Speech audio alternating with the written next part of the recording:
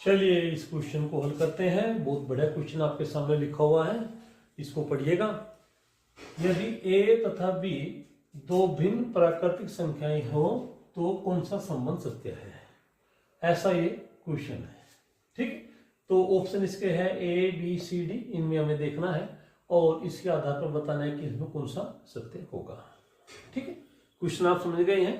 a और b दो भिन्न प्राकृतिक संख्याएं हैं और इसके आधार पर हमें बताना है कि इनमें कौन सा जो ऑप्शन है वो आपका सही निकलेगा। तो ऐसी स्थिति में क्या करें? देखिए, सबसे सरल तरीका है, जिस तरह से लिखा हुआ है, ये स्क्वायर रूट में है, ये अलग अलग स्क्वायर रूट में है, इस तरह से लिखा हुआ है, आप देख रहे हैं। तो यहाँ पर आप इसको किस तरह से हल करें, तो मैं सबसे आसान तरीका इसको आपसे बता देता हूँ।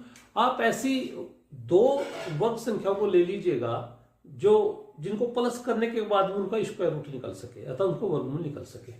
ऐसी दो वर्ग संख्या ले लीजिएगा जिनका जोड़ने के बाद भी, प्लस करने के बाद भी उनका वर्गमूल आ सके। जैसे फॉर एग्जांपल मैं यहाँ पे जो है एक तो 9 ले रहा हूं और एक 16 ले रहा हूं।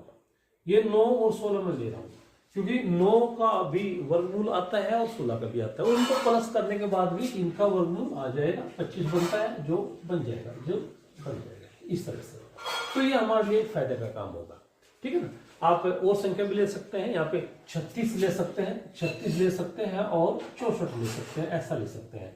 36 64 अलग अलग का भी स्क्वायर रूट बनता है और प्लस करने के बाद भी स्क्वायर रूट बन जाता है। तो इस तरह की संख्या ले लीजिएगा, या तो आप इस ग्रुप को ले लीजिएगा और या आप इसको ले लीजिएगा, आपको फायदा होगा। तो देखिएगा यहाँ पे, इसी में मैं समझा रहा हूँ आपसे।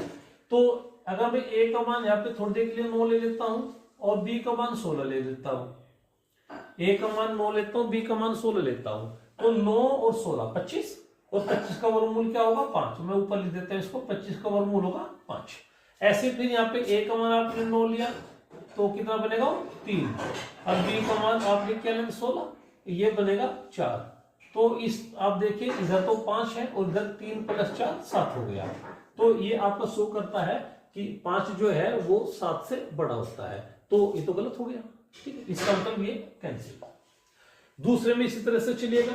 आपने a का मान लिया था 9 और b का मान लिया था 16। 9 + 16 25, जो किसका वर्ग होता है 5 का, और यहाँ पे 9 जो आएगा 3 और ये 16 जो आएगा 5, और ये हो गया हमारे पास जो है 7, इधर हो गया 7 और इस तरफ है यहाँ पे 5।